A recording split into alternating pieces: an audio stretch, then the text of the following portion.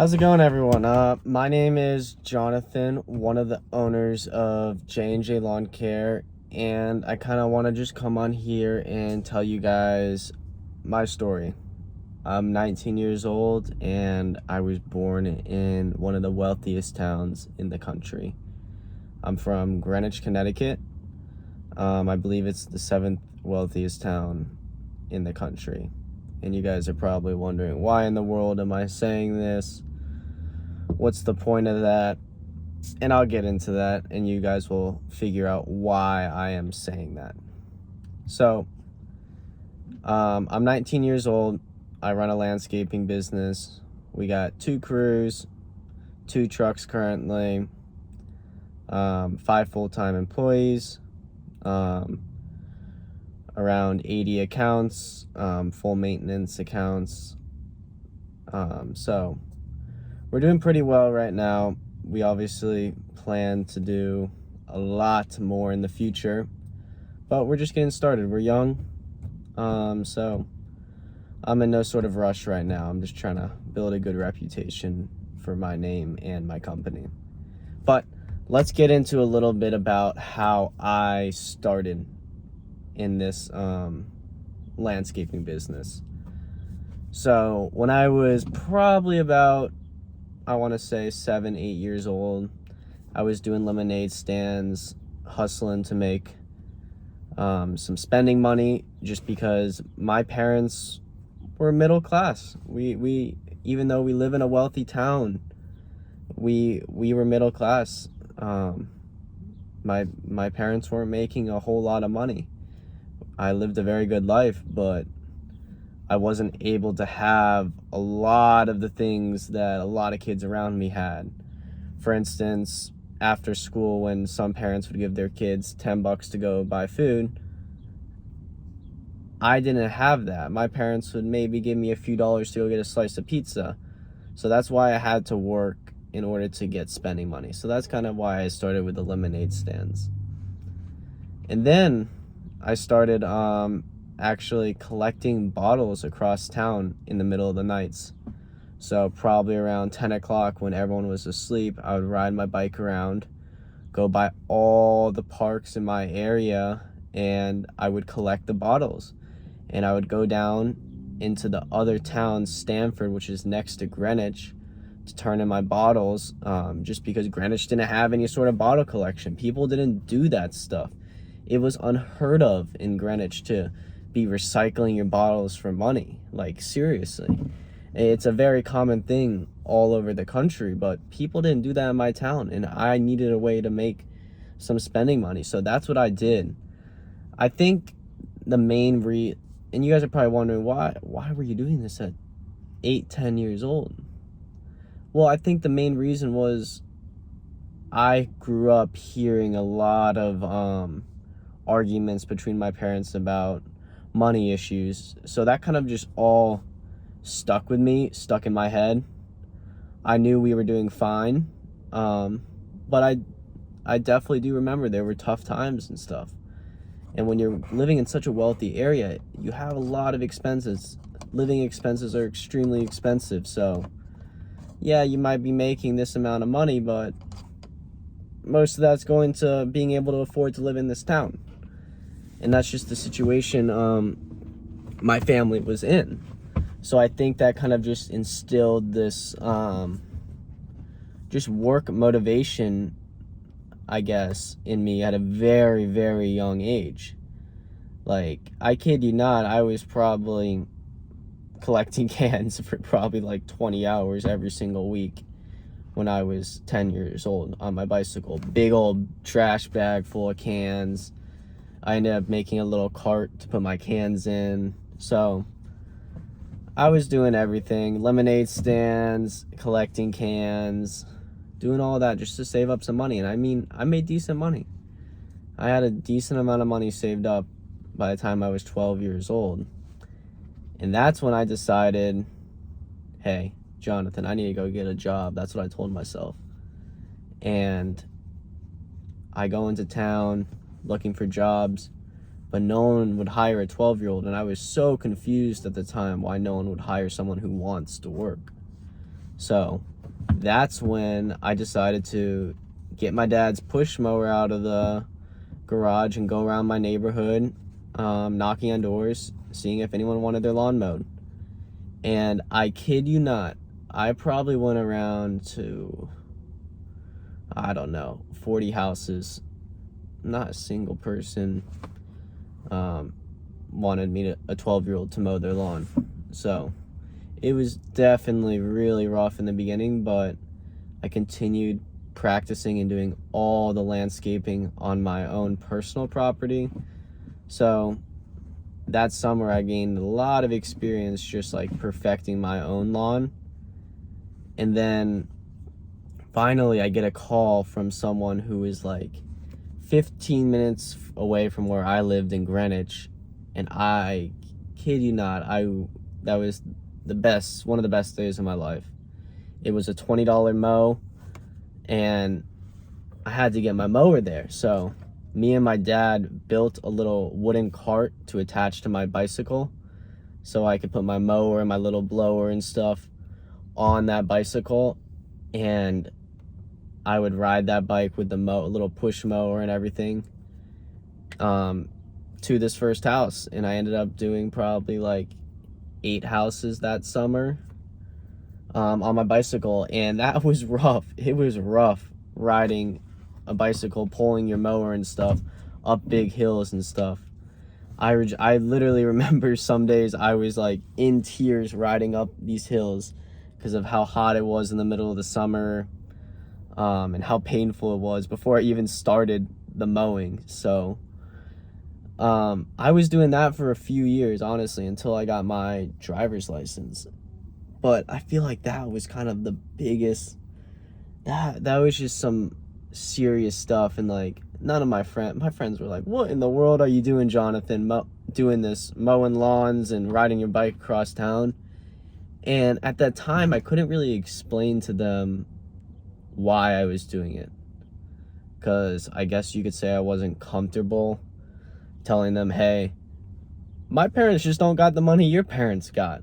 Like, I think that was the issue, and that's the bottom line. But I don't want to make this about my parents, because I also am doing this a lot for me, because I don't want my family in the future to have to worry or struggle or even worry about money. Worrying about money is the worst thing in the world. It just creates so much stress in your life, and it's unnecessary. But when you're in an affluent area, stuff's expensive. So you have to figure out a way to make money if you want to live in this area. And I love this town. It's absolutely beautiful. All my friends are here. I have some great, amazing friends in this area that I grew up with, that kind of grew up similar situations to me. We were raised in this town. Our families have been here for generations, and we're not rich. We're just average people. And me and all my friends, we were just had this sort of work motivation growing up our entire lives.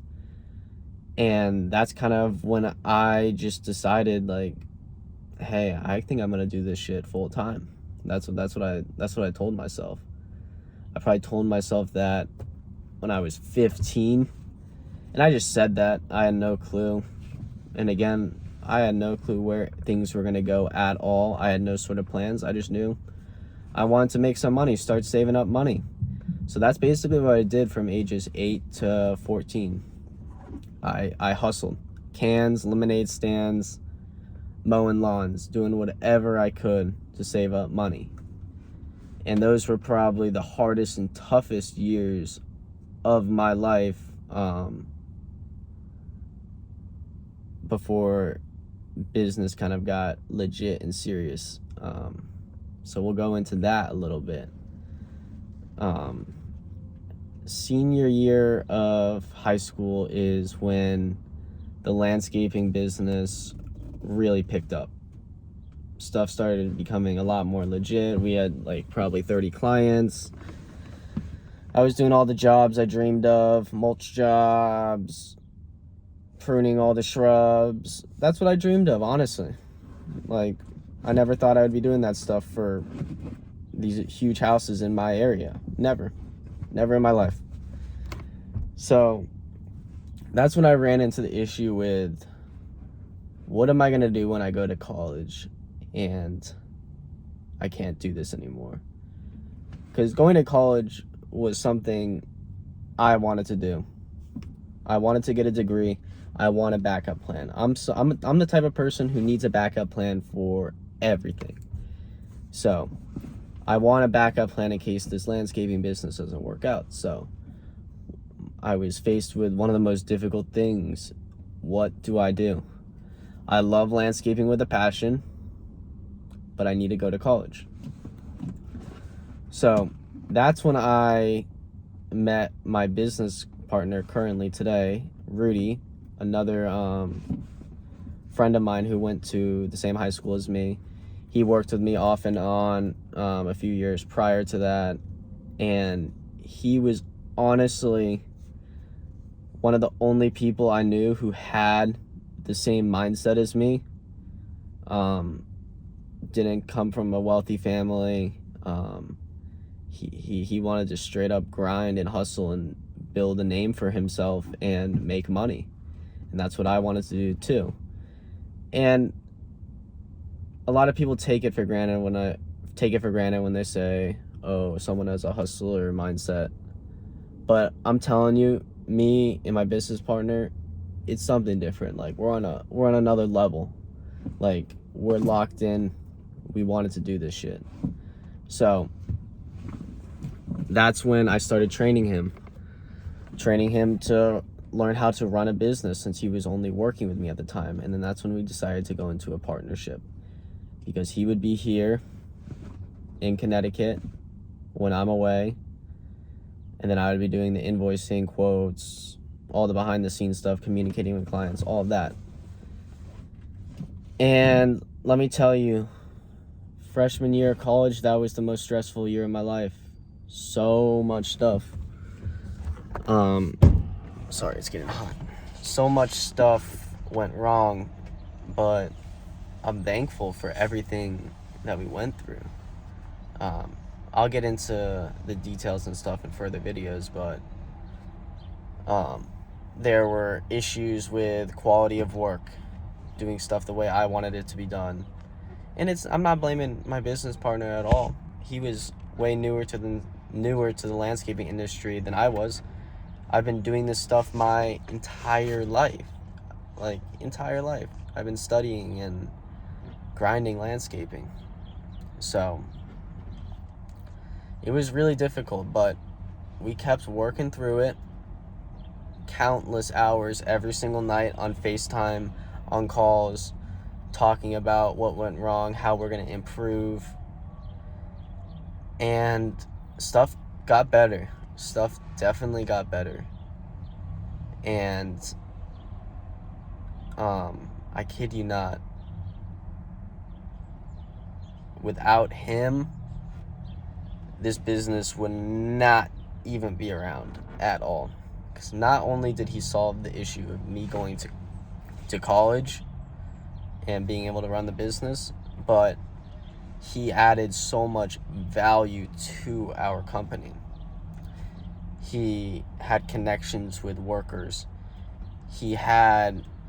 I had another person to talk to and help go through this process with.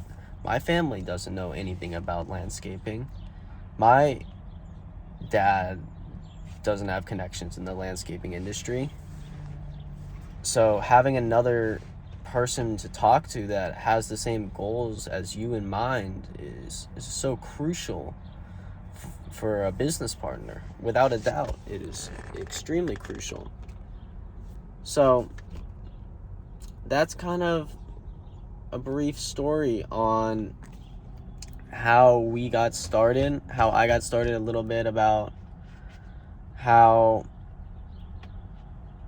I'm not one of these wealthy kids in town who are just going to rely off their parents for the rest of their lives, get hooked up with a nice job from their parents. I'm trying to build a name for myself. I'm trying to build a company that my kids, my family can choose to work for if they want to, and if not, that's totally fine. But I'm trying to build a business, and I'm telling you right now, it's gonna be rough, and it is rough, but we're gonna take over this landscaping business in town. I'll tell you that much.